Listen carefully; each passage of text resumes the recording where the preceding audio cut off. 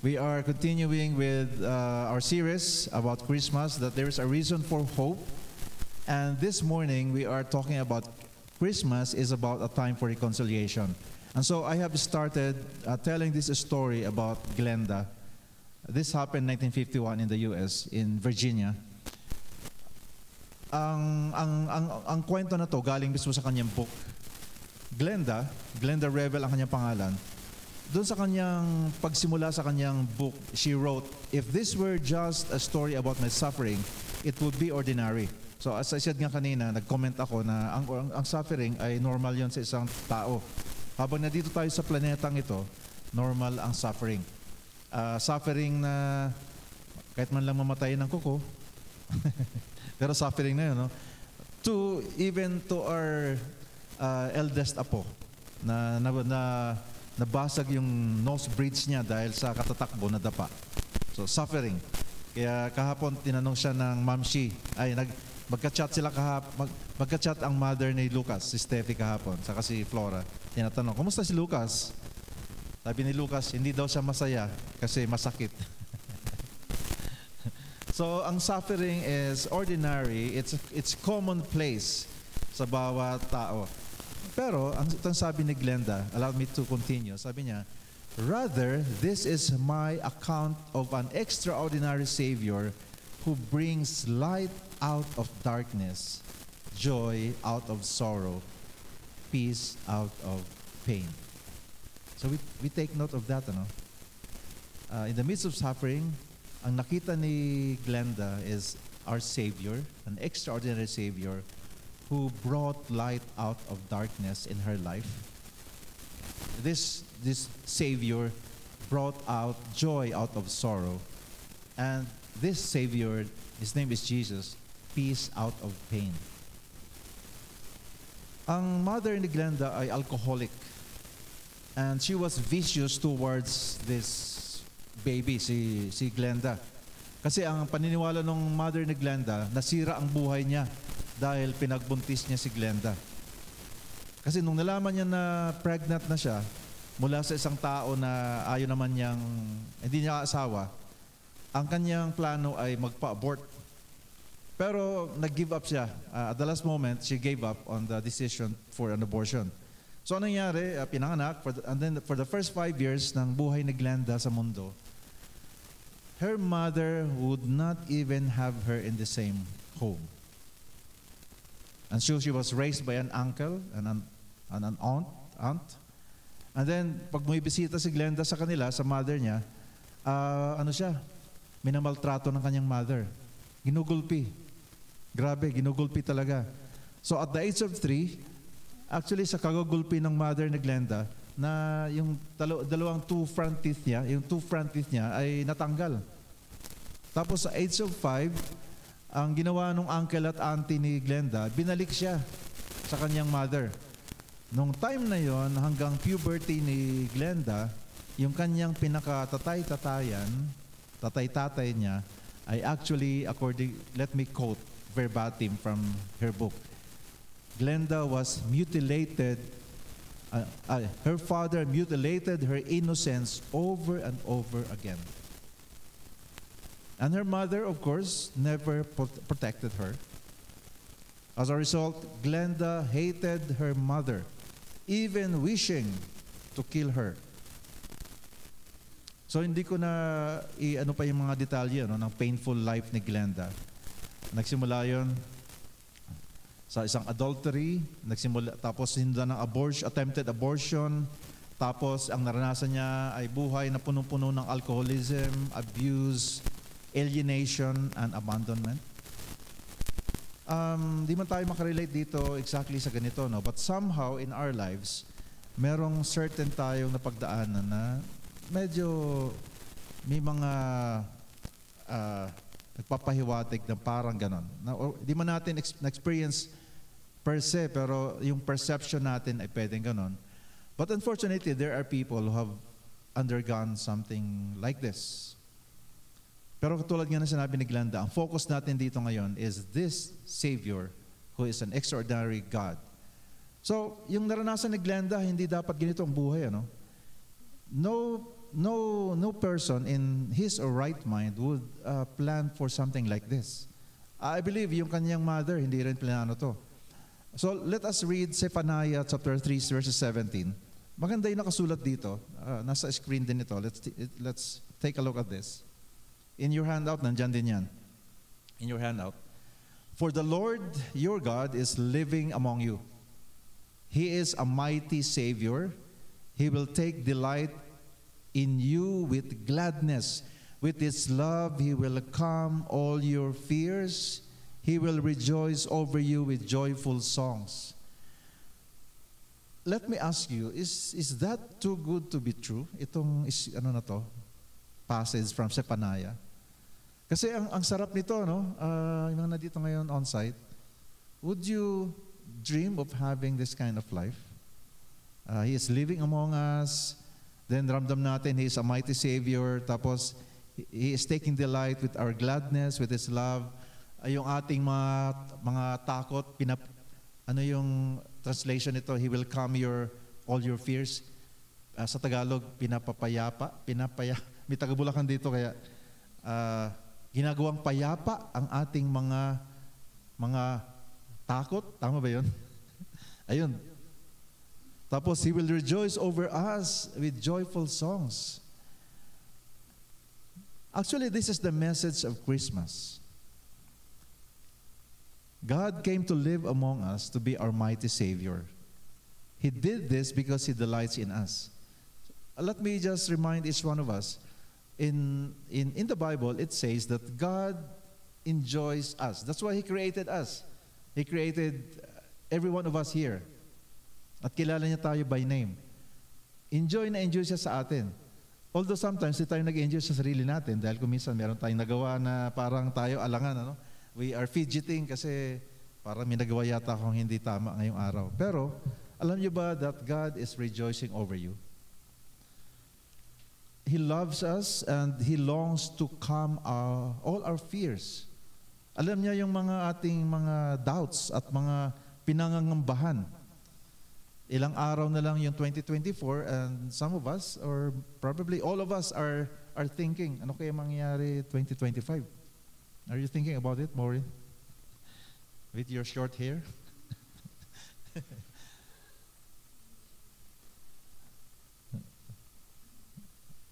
But let me repeat what I just said earlier. God loves us and He longs to calm all our fears. Would you say amen to that? Amen ba? Now, going back to Glenda, hindi ito ang kanyang naranasan sa kanyang buhay, mula sa kanyang pagka-baby hanggang sa siya ay naging adult. The love of God and the light of God did not reach into Glenda's home as God planned it to be. And instead of reconciliation, anong naranasan ni Glenda? There was agitation, estrangement, evil, and enmity. Question, why do we have animosity rather than love? Bakit animosity rather than love? Why estrangement rather than reconciliation? So sabi ko kanina, hindi lang si Glenda nakakaranas ng ganito. In varying degrees lang siguro. Now, concerning the question that I threw a few seconds ago, why do we have animosity rather than love, estrangement rather than reconciliation? Merong promise ang Panginoon Diyos in the Old Testament. Let's read it from Isaiah 9:6. God prophesied, Isaiah prophesied about the coming Prince of Peace. It says there, for a child is born to us, a son is given to us, the government will rest on His shoulders, and He will be called Wonderful Counselor, Mighty God, Everlasting Father, Prince of Peace. Isaiah 9:6. Na lang Angel, update na lang para sa mga nasa online. So yun ang kailangan ni Glenda. Kailangan niya ng peace. Yun ang kailangan natin. We need peace. Kanina nga, di ba? We agreed that whether we like it or not, we are tempted always to have this fear, Fear of the unknown. Of course, yung mga opisina, nag-conduct na tayo ng nag-conduct na ng mga strategic planning, what's going to happen in the year 2025. But even with all those preparations, ang tanong pa rin, will it work? Tama ba yun, ma'am? Meron tayong taga-government dito. Marami nang nakakamada ng mga gagawin. Pero ang tanong, will it work kaya pag implementation na? So kailangan talaga natin ng peace. Some of us don't have any peace at all. What I mean is inside na peace.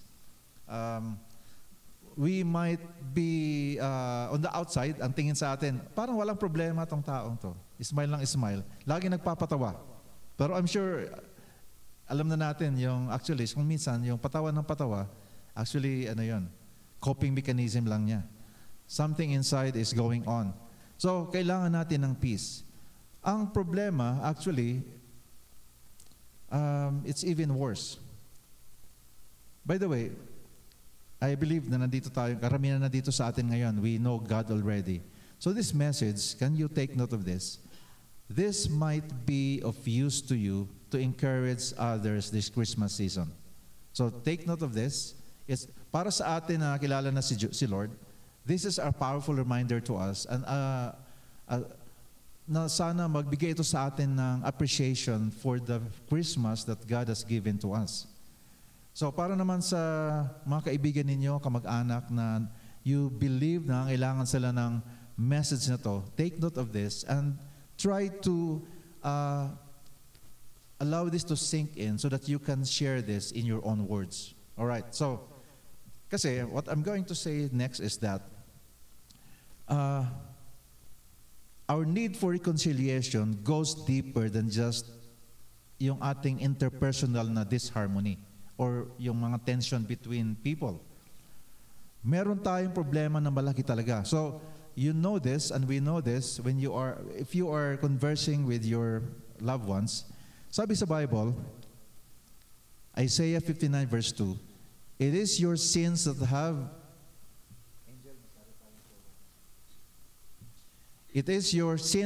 cut you off from God. Because of your sins, He has turned away and will not listen anymore. Medyo nakakatakot itong sinabi ni Isaiah, no? So, pag meron tayong mga kakilala and sa tingin nila parang, naku, I am overwhelmed with fear because of, I don't know what's going to happen in my life. Ang gawin natin, punta tayo sa pinakaugat. The reason why we are having this tremendous fear and worries is because we don't have a relationship with God. And why is it that we don't have a relationship with God? It's because we have not yet been reconciled with God because of sins. Because of sin. Yung sin kasi dalawa yon. Yung sin na singular, root. Lahat ng pinanganak na tao sa mundo, meron tayong namana na kasalanan. Yun yung root ng sin. Ang root, pag ito ay umugat at lumaki, lumago, ang kanyang bunga ay sin din. So yun ngayon yung sins. So, kailangan ngayon ma-address ang pinakaugat ng cause ng sins, which is sin na galing ito, na namana natin when we were born here on earth. And so Isaiah was telling the people during his time, it is your sins that have cut you off from God. And the desire of God is for us na hindi tayo sana nakapahiwalay sa Kanya. God wants us to be with Him. So, that's why Isaiah has to tell this to the people so that they will realize na, oh nga no, kaya pala hindi ako nabibless kasi wala pala akong relasyon sa Panginoon Diyos. And in the New Testament, in John 3, verse 36, and anyone who believes in God's Son has eternal life. So that's the good news. Lahat ng nanampalataya sa Panginoong Jesucristo, God's Son, merong eternal life. Anyone who does not obey the Son will never experience eternal life but remains under God's angry judgment.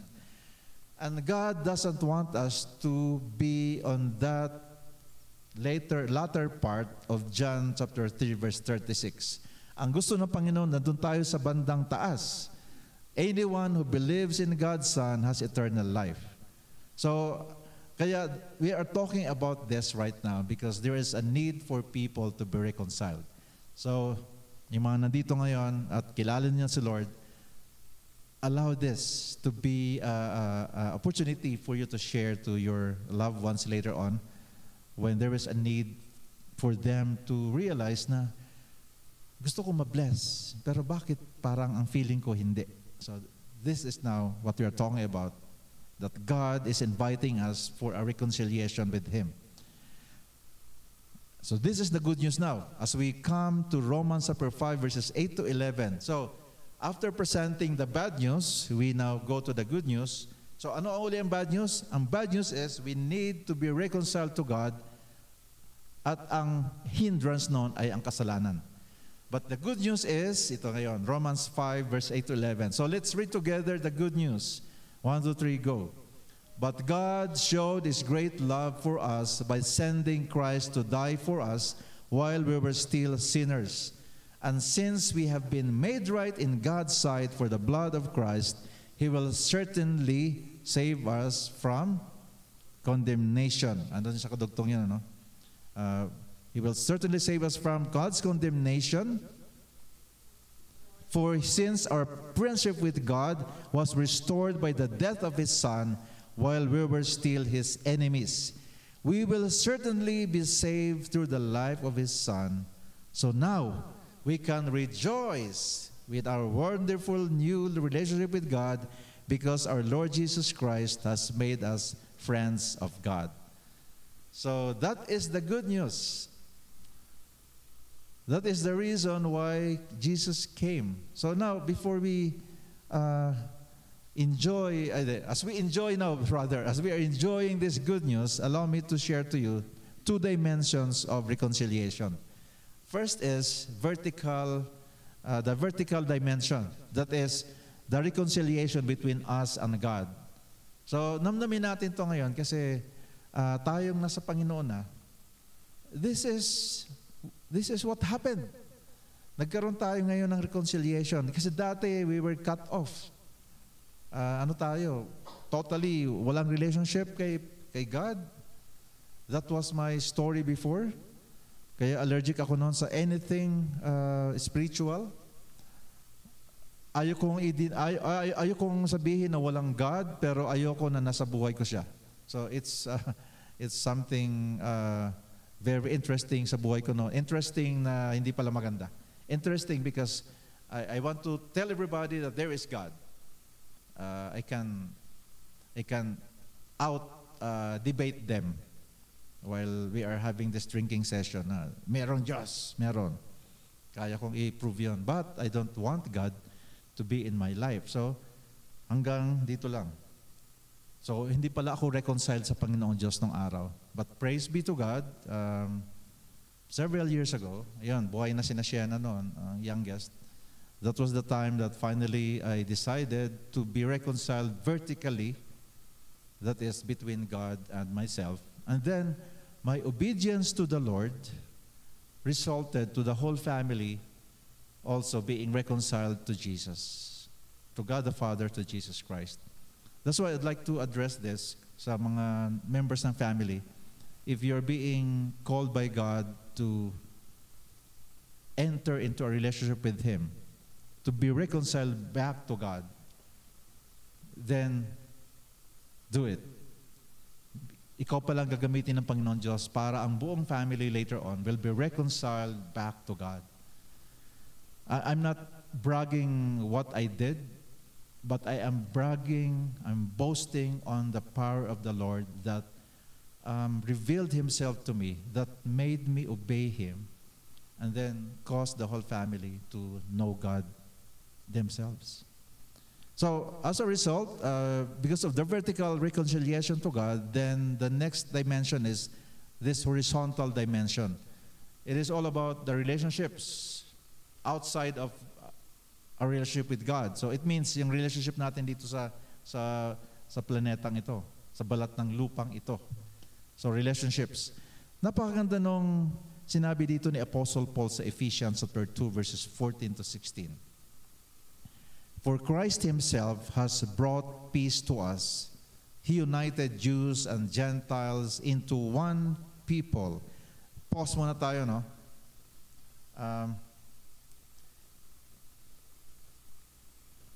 Nung panahon ni Jesus, malaki ang division between Jews and Gentiles. Ang Jews noon, sila yung mga, they are the people who are descendants of Abraham. Mula pa kay Abraham down to Isaac, Jacob, Moses, and then all the other leaders.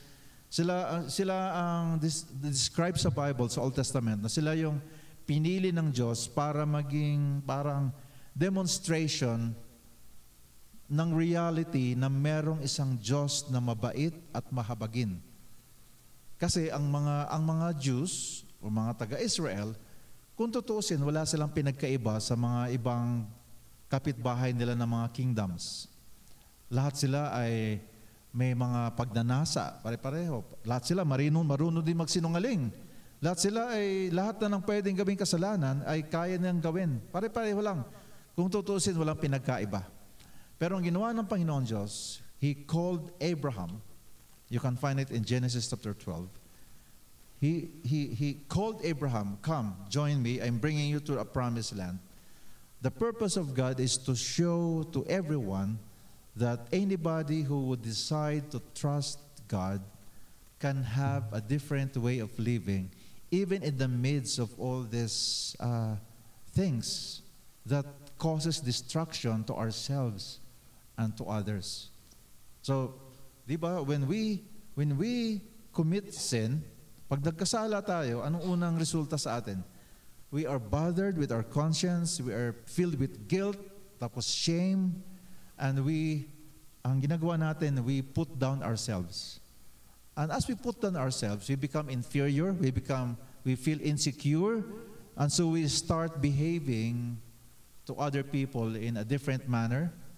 Nagiging defensive tayo, and sometimes we would come up with a front na as if lagi tayong magaling, kasi deep inside we are crumbling already with inferiority. Tama ba yun? Tama ba yung aking sinasabi? Kasi experience ko yun eh.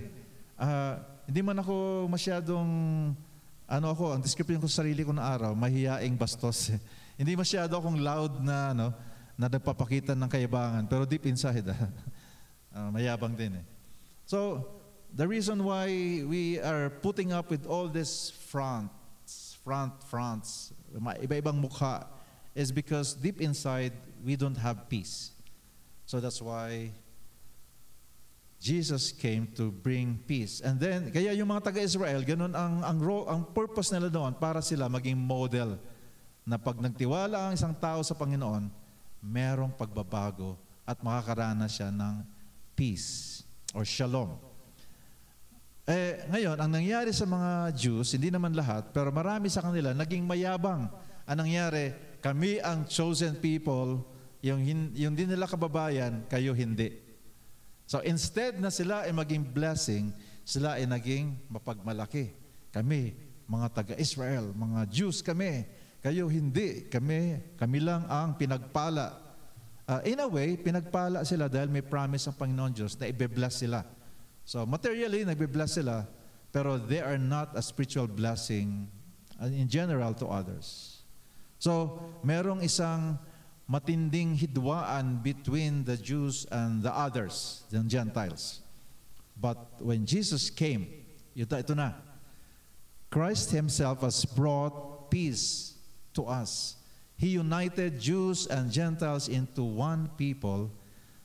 In His own body on the cross, He broke down the wall of hostility that separated us.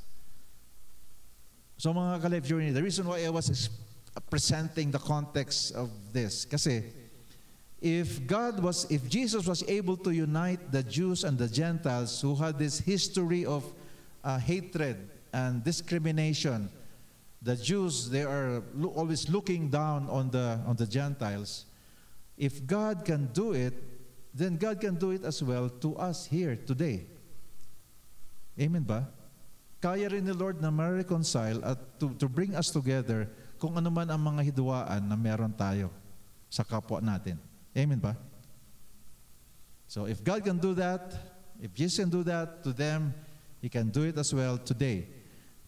Verse 15, He did this by ending the system of law with its commandments and regulations. So ang ginawa ni Jesus is not about just complying with His instructions, but what Jesus did is for us to welcome Him into our lives. He made peace between Jews and Gentiles by creating in Himself one new people from two groups. Together as one body, Christ reconciled both groups to God by means of His death on the cross, and our hostility toward each other was put to death. So, briefly, let me describe what happened. Because on our own, we cannot reconcile with each other. Nag-alangan ako magtanong, sino dito may hidwaan pa? Pero wag na, baka lahat magtaas ng kamay, ano?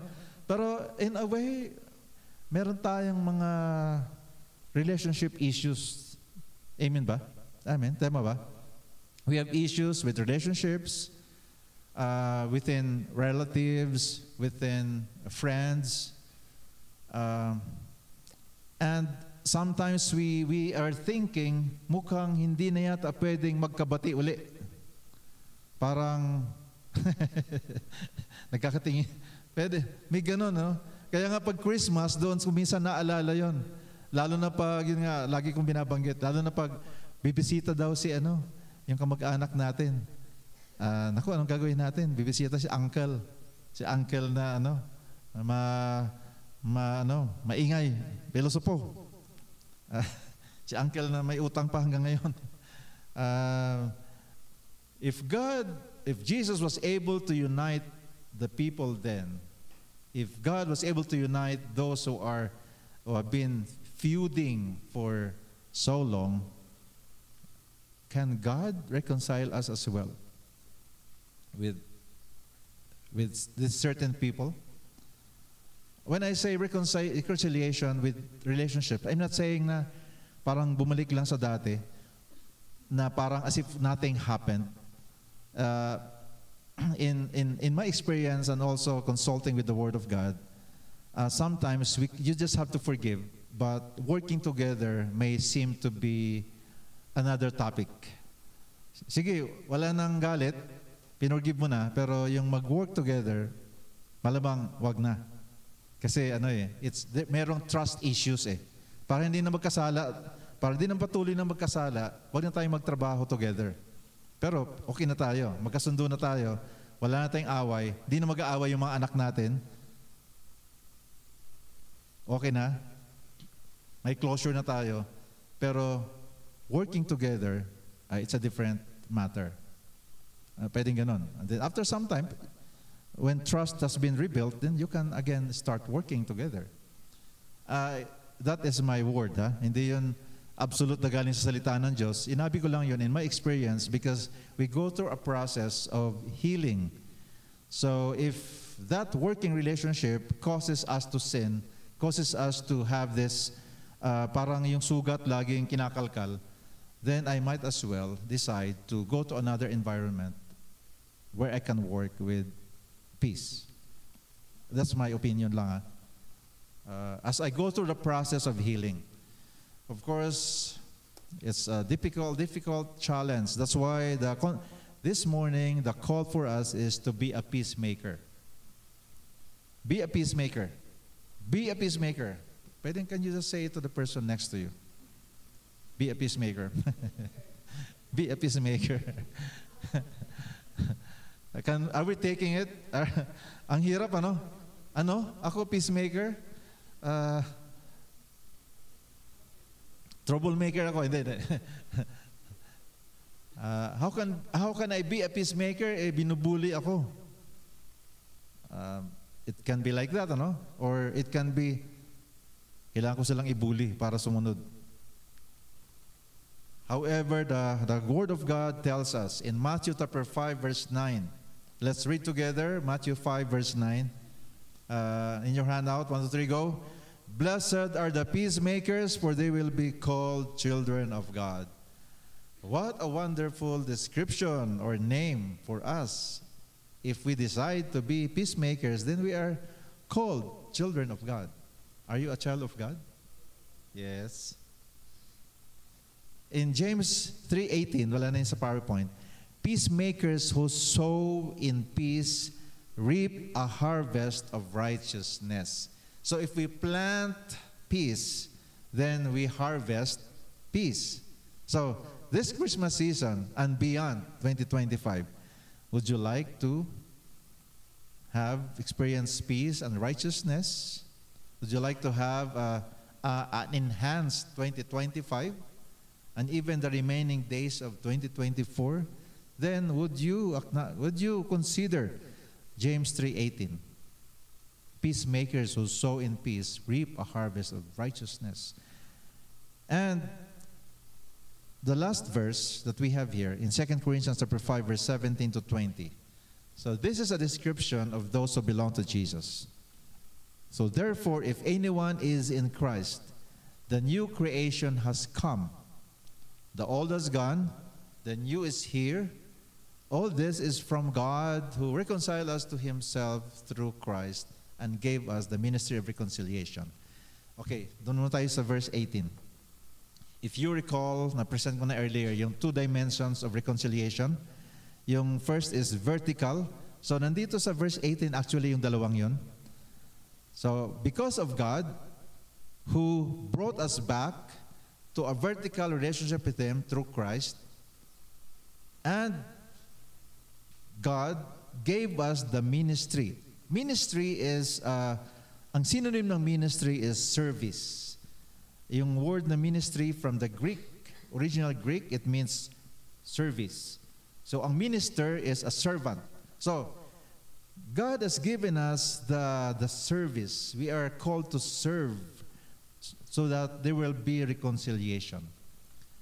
So let me ask you, what comes to your mind when you hear the word serve? Are you the boss when you are serving? Or are you the one serving? Meaning you are the one offering things. You are the one initiating good things. Di ba? Pag pinag-usapan ng serving, ikaw ang nag-initiate na mag-provide ng something. Like yung mga sa mga restaurants, yung mga nagsaserve ng food, they are servers or waiters. Servers na lang. So yun ang serving. You are not the one telling other people to come and serve me. So if God has invited us to be like Him, to be the one to initiate reconciliation to others. Amen? Ayaw mag-amen. Mahirap kasi yun eh. Ano? Ako pang mauuna. Samantalang ako yung pinag-api-api. Remember? meron dito talagang nakaka-relate eh.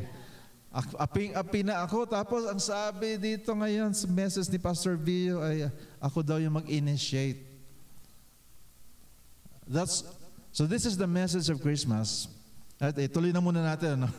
Ituloy muna natin. Kasi sa verse 19, nandito ngayon yung magbibigay sa atin ng revelation that God was reconciling the world to Himself in Christ, not counting people's sins against them.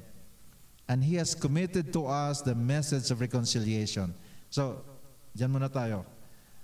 When Jesus Christ went to the cross, He had you in mind. Nasa isip ka niya, Angel? Naisip tayong lahat na Sunny. Kasama sa inisip niya nung pumunta sa cross, kailangan ni Sunny na magkaroon ng peace. Kaya kailangan pumunta sa cross.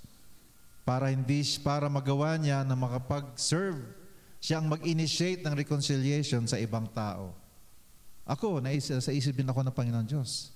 Kaya nga, on our own Life Journey family, we cannot serve others with peace.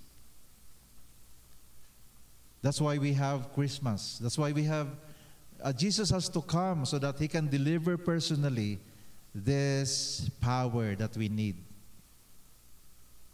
So, aminin natin, on our own, we cannot initiate peace. Now, God came so that we can have peace with Him. So, without reconciliation with God, without the vertical dimension, then we cannot have the horizontal dimension. I know you have heard this many times from me and from others. So therefore, ito ngayon, verse 20. Ito ang nakakatuwa kasi hindi lang tayo pinatawad ng Panginoon Diyos, hindi lang tayo na-reconcile papunta sa Kanya, pero tapos hindi lang tayo binigyan ng opportunity to reconcile with others. Meron pa tayong appointment. In verse 20, can we read together? We are, therefore, Christ ambassadors. Ulitin ko nga kasi di kayo sumabay. 1, 2, 3, go. We are therefore Christ ambassadors, as though God were making His appeal through us. We implore you on Christ's behalf, be reconciled to God. So, we can only be effective ambassadors of Jesus Christ if we are reconciled to God. So this is the amazing thing.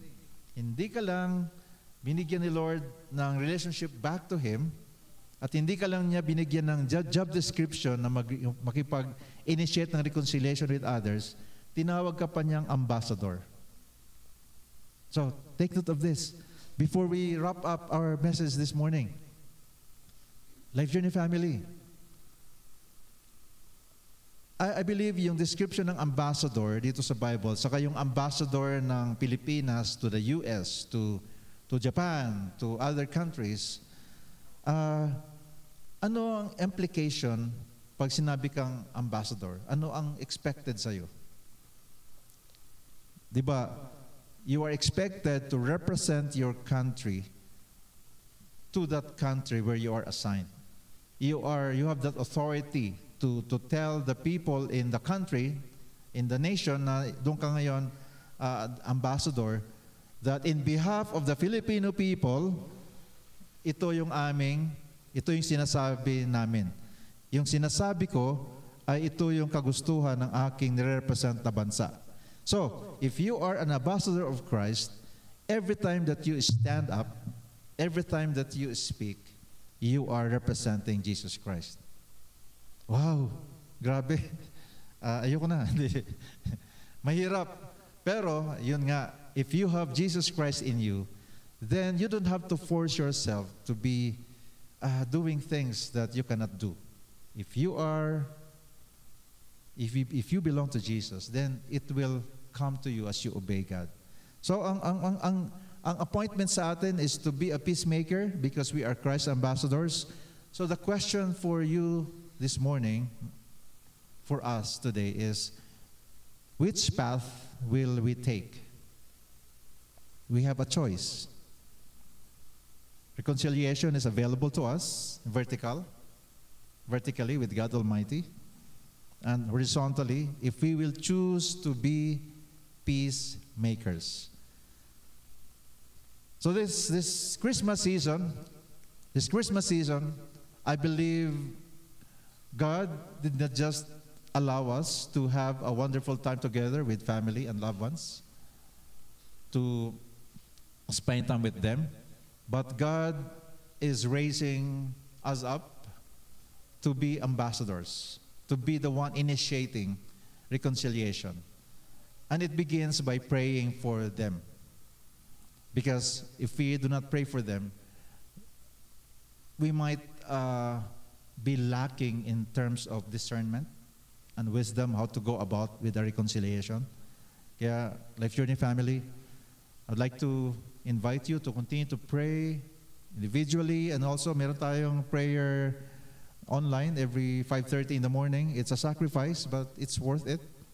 5:30 every Tuesday in the morning. Let's pray together. It's just 30 minutes of worship to the Lord. The Bible tells us in Romans chapter 12, because we cannot give anything to God in return. What we can give is ourselves. Sabi nga sa Romans chapter 12, therefore we offer our lives as a living sacrifice.